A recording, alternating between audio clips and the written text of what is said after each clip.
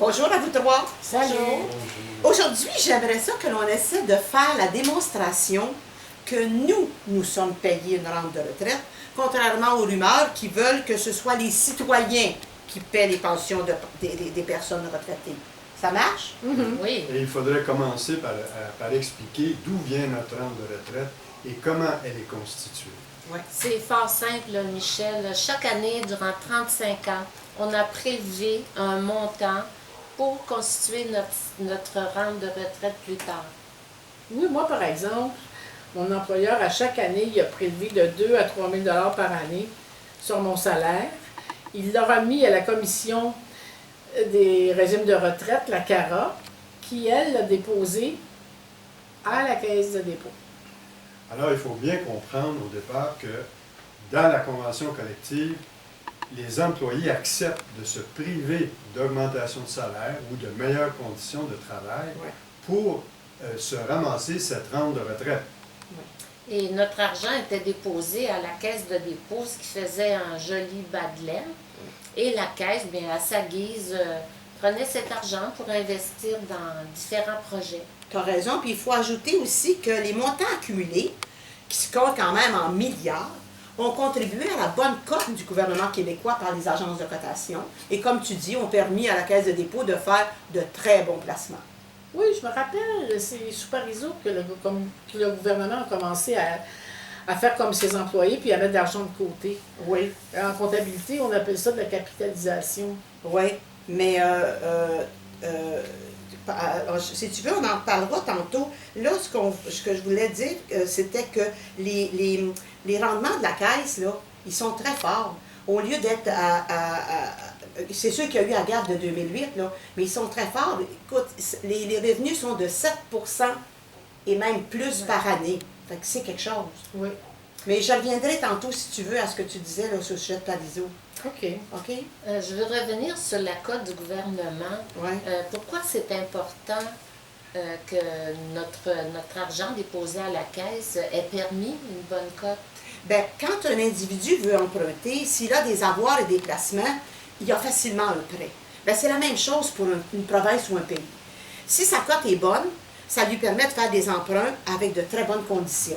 Alors, quand les agences de cotation voient les milliards qu'il y a de déposés dans la caisse de dépôt, bien, ils donnent facilement une bonne cote au Québec. Puis, par la suite, bien, le Québec peut faire des emprunts en payant des taux d'intérêt beaucoup moins élevés. Donc, le Québec économise. Grâce à qui? Bien, grâce à nous. Et revenons à nos moutons, à nos fonds de pension. Oui, on a dit tantôt qu'à chaque année, était prélevé sur le salaire des employés un montant d'argent qui était déposé à la caisse de dépôt. Mais là, dans le cas de l'employeur, dans le cas des fonds de pension, est-ce qu'il fait la même chose? Oui, dans tout régime de pension qui se respecte, l'employé et l'employeur doivent payer leur part. Par exemple, prenons les députés du Québec. Trop longtemps, ce fut 21 % pour les députés et 79 % pour le gouvernement qui est leur employeur. Mais pour tous les autres employés de l'État, ça a toujours été du 50-50. Oui. Et il faut préciser que pour les employés de la fonction publique, l'employeur, c'est le gouvernement. Puis le gouvernement, de 1973 à 1993, n'a pas fait comme nous. Il n'a pas déposé sa part dans un fonds. Il a simplement fait des écrits comptables dans ses livres et il s'est servi de ces milliards-là pour faire autre chose. Des ponts, des routes, des élections. En tout cas, dans les faits, on peut dire que le gouvernement, contrairement à ses employés, a mis ces argents-là dans son budget annuel. Bon, c'est ce que je disais tantôt. Ouais. C'est ce qu'on appelle la capitalisation. Puis là, il a commencé à mettre de l'argent de côté comme ses employés, mais c'est juste sur Parizeau. C'est ça, tu as raison. Ouais. Et corrigez-moi là, si je me trompe, mais la part des employés, elle est capitalisée à 100%. 98,6 %, Michel. Okay. C'est très proche du 100 %. Ce qui veut dire que nous avons ramassé assez de provisions pour payer nos pensions. Par contre, le fonds du gouvernement n'est capitalisé qu'à près de 70 % parce qu'il a passé 20 ans à faire autre chose avec cet argent-là. Là, Oui. Et la rente est constituée une moitié par le fonds de l'employé et l'autre moitié par la part du gouvernement. Oui, Donc, il faut retenir que ma rente a deux sources. oui. Une moitié est prise dans le fonds que j'ai accumulé pendant 35 ans et l'autre moitié par la part du gouvernement qu'il aurait dû lui aussi mettre de côté. Oui, Donc, ça veut dire, par exemple, que si j'ai une rente de 25 000, il y en a 12 500 qui proviennent de ma cagnotte, je peux appeler ça comme ça, et 12 500 qui est payé par mon employeur, le gouvernement. oui. Puis j'ai un ami qui, lui, allait plus loin. Il est très fort dans les chiffres et il voulait savoir justement comment il avait dans sa cagnotte, là, dans son fonds à lui, à la fin, quand il a pris sa retraite. Alors, il a répertorié tous les montants qu'il avait donnés en cotisation à chaque année, en y appliquant pour chacune de ces années-là, pendant 35 ans, les taux d'intérêt que la Caisse avait perçus. Alors, dans son tableau, on voit qu'il a cotisé 75 800 $, mais que ce montant-là était devenu, après 35 ans, à cause des intérêts, 367 931 $. Alors, il nous a donc prouvé noir sur blanc qu'il avait ramassé assez d'argent dans sa cagnotte, comme vous dites, pour payer sa part de sa rente. Si je comprends bien, si le gouvernement avait fait la même chose que ses employés, Oui. il ne pourrait pas dire aujourd'hui que les pensions coûtent cher. Non, tu as raison. Regarde, Jacques, il avait ramassé à la fin de ses 35 ans 367 931. Si le gouvernement avait fait la même chose, il aurait aussi déposé. Il ramassé 367 931, ce qui fait un total de 735 862. Mettons qu'on oublie 862. Ça veut dire qu'il a 700, il y aurait 735 000 pour payer la retraite de Jacques.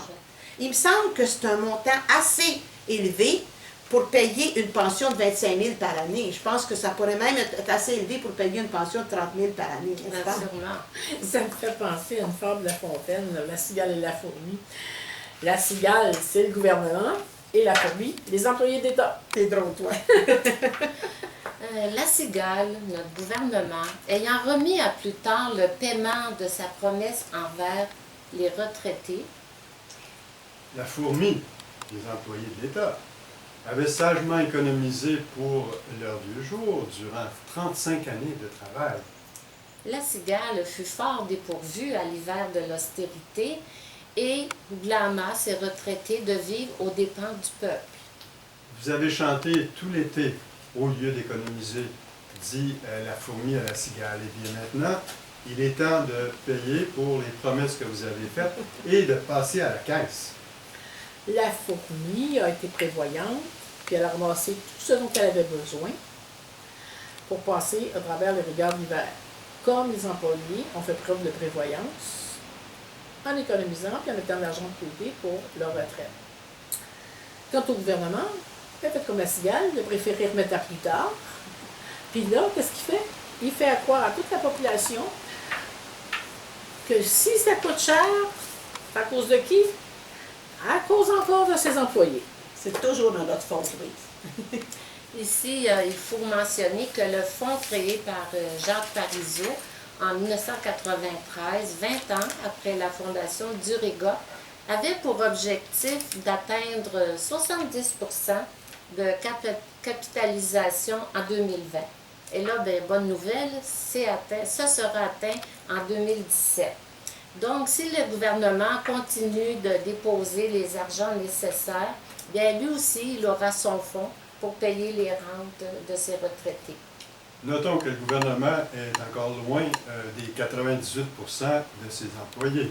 Ouais. En tout cas, j'espère qu'on a réussi à démontrer que ce sont les citoyens,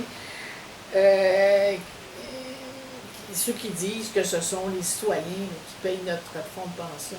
Ben, c'est de la pure démagogie, c'est pas vrai du tout. Tu as raison, puis il faut répéter et se répéter que notre rente de retraite n'est pas un fardeau pour les payeurs de taxes, ne sera pas non plus un fardeau pour les générations futures, puisque nous avons accumulé les fonds nécessaires pour nous payer une rente de retraite. Absolument. Tout à fait. Ouais.